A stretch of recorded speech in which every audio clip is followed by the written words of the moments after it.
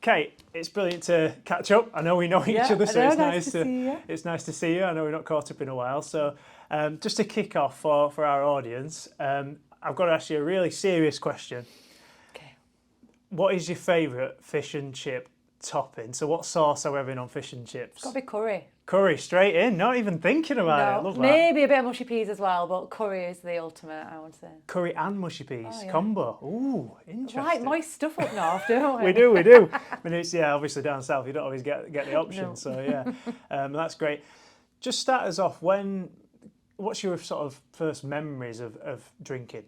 First time I ever got drunk, I was 13, which is horrific, really, thinking back. And it was Barnsley had just gone into the Premiership, so that is quite some time ago. And we went out around town. You wouldn't get away with it nowadays. And I didn't really like the experience of being drunk because it felt really wobbly and not sure what was going on, but it's what everyone was doing, so you just kind of fall in with it, really. Yeah.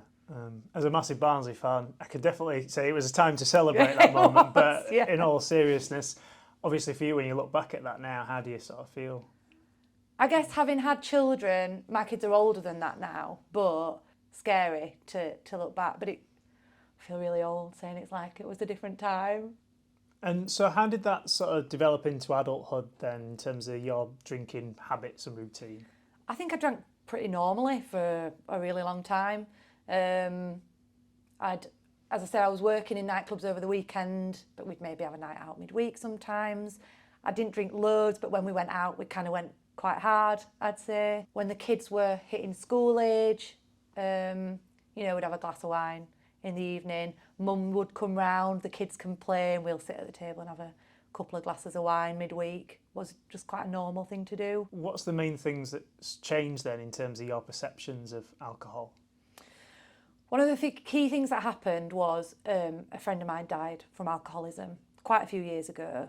And I think that just brought it to the fore because I watched her go from someone who was a party girl at the weekend into having a drink every night, into having a drink at the weekend, mornings to kind of top up, the hair of the dog.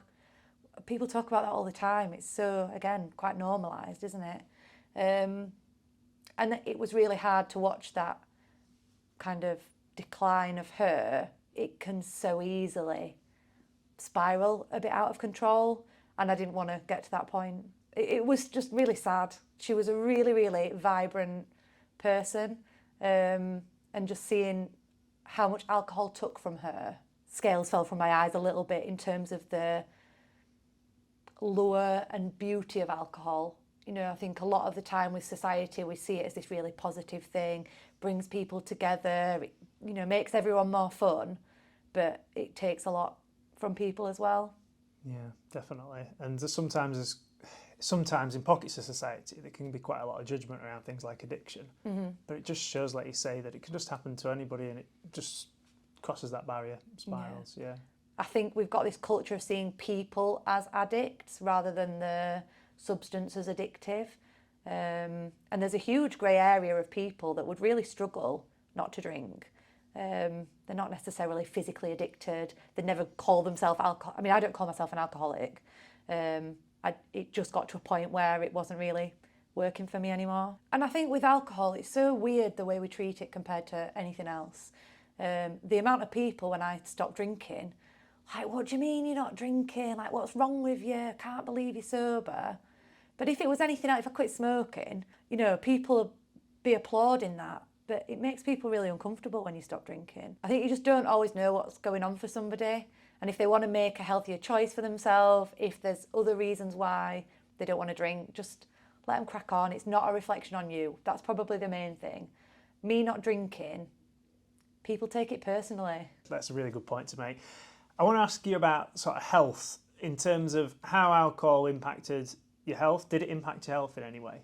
Yeah, so I've got an inflammation issue in my pelvis, which I'd never connected to drinking. I had some physio, had some kind of course of anti-inflammatories, but the single biggest thing that affected it was quitting drinking. Sobriety for me has been like life-changing in the most positive way. I really enjoy my life sober. It's a big part of my personality now, I think. But yeah, it's brought me a lot. I never feel like I'm missing out. It's not something I can't have. It's something that just really wasn't doing anything for me anymore, and my life is better without it.